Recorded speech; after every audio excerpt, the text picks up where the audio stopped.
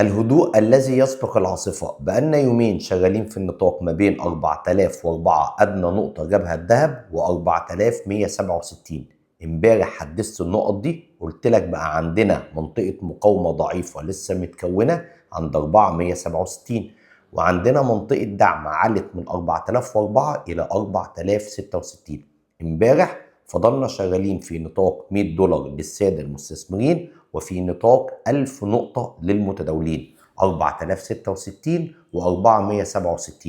قفلنا عند 424 وشغالين النهارده 404 أدنى نقطة، وأعلى نقطة جبناها 4146. يعني شغالين في رينج ما بين 400 و 450. وقلت لك قبل كده إن في التحليل الفني نقط المقاومة والدعم بتفضل تتحدث يوميا، ودي تعبر عن السلوك السعري او النفسيه للمشترين والبائعين عند النقط المختلفه.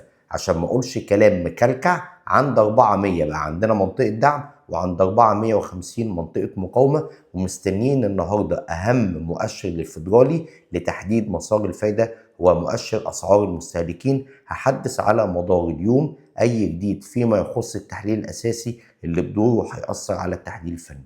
أما فيما يخص أسعار الذهب المحلي، عيار 21 5600، عيار 24 6400، الجنيه الذهب 45 240.